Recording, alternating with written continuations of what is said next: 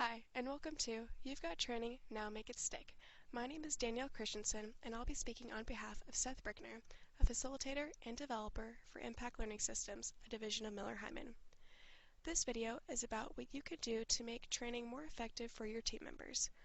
I've been closely involved with training for the past 20 years, and it still amazes me that some organizations don't take the few extra and critical steps to get the most out of the training programs for which they've paid. What I hope to do is share some observations and best practices with you that will make the training at your organization as effective as possible. By the way, I'll talk about your team members in this video as if you're a manager or supervisor. If you are neither of those, you should still find some applicability for your organization if you are in any way responsible for organizing, delivering, or reinforcing training programs. The first question we need to ask ourselves is, what does training attempt to do? Whether we're talking about technical training, soft skills training, athletic training, or toilet training, the predominant goal of training is to change behavior. You don't get training in something or put others through it without the expectation that something is going to be different when the training is completed. This may seem obvious, but here's the question it begs. Why doesn't training always work? The answer turns out to be pretty simple, and it's often that too much emphasis is placed on the training event itself, and not enough emphasis is placed on what comes before or after the training. While the training itself may be an isolated event, the culture in which the trainee is expected to demonstrate a change in behavior is not isolated. The culture of every workplace has some continuity to it, and the continuity can easily breed inertia. The picture on this slide isn't someone who is bored with the training he's receiving. It represents what I see in the field so frequently. Someone who's thinking that this is the fourth soft skills training program he's been through in his 6 years with this company, and he knows that afterwards it's just going to go back to business as usual. The problem is that when you try to get behavior to change in a culture that's not set up to receive the change, the results are almost always disappointing.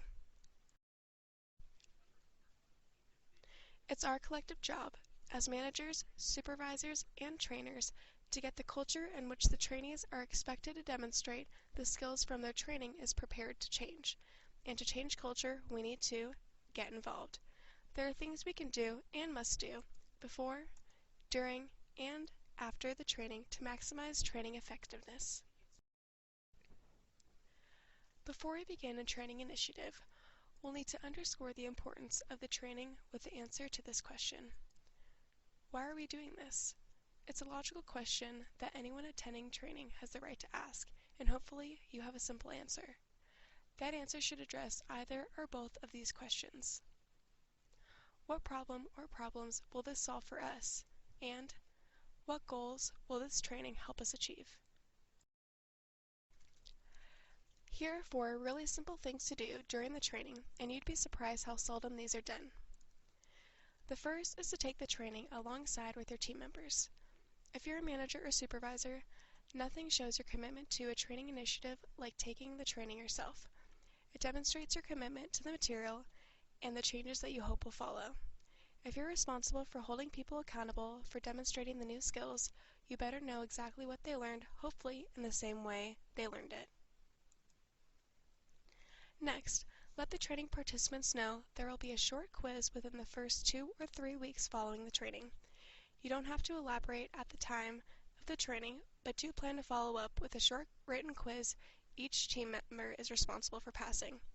Knowing they'll be quizzed on the material they're learning usually prompts attendees to take better notes and pay more attention, both of which improve learning. If you're a manager or a supervisor, you're going to need time to monitor, assess, and coach to the new skills once the training event is over. That's going to take time you're not spending on those things right now, so start looking into it and carving out some time in your schedule. Finally, make sure to set the expectation in no uncertain terms that these skills are now part of the way your organization does business. Participants in the training will be expected to demonstrate these skills on the job, period. That's the way you do things around here now. It's a simple yet firm message. You don't want to fall into the trap that many organizations make, and that's to believe that you're all through once the training is completed. This is the most important time if you want to turn the content from the training into sustained, long-term behavior change. After the training, you want to make sure to monitor to see that skills are being used, assess performance. Remember, as part of this, to include a quiz 2 to 3 weeks after training. In addition, you'll want to assess through direct observation wherever possible, feedback from peers, supervisors, and customers, and through email and recorded calls when those records are available. Coach as needed. Discuss skills in team meetings. Send email reminders, and be consistent across all team members. So, to wrap things up here, let's reflect on what we've attempted to do here. If you take anything away from this short video, I hope it's that if you want training to stick, your company's culture may need to change.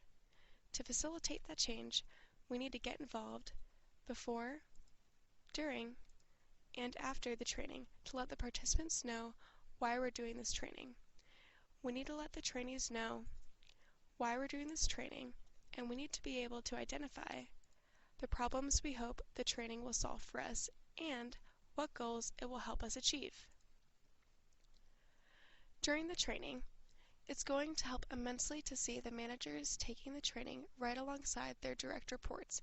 It's ideal to let people know that there will be a quiz in weeks immediately following the training, so the more attention they pay now, the easier they'll find the post-training assessment.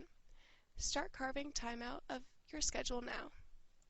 For monitoring, assessing, and coaching, that will need to take place afterward to ensure the new skills are being adopted and implemented properly. And don't forget to set the expectation that the new skills are not just something the participants should be aware of. They will be expected to demonstrate these skills as a part of the way they go about their daily jobs. Thank you so much for your time watching this short presentation. It's my sincere hope that you utilize these ideas and any other resources we have available at Impact Learning Systems to help you make training stick at your company. I've provided some contact information for you in the lower right-hand part of the screen.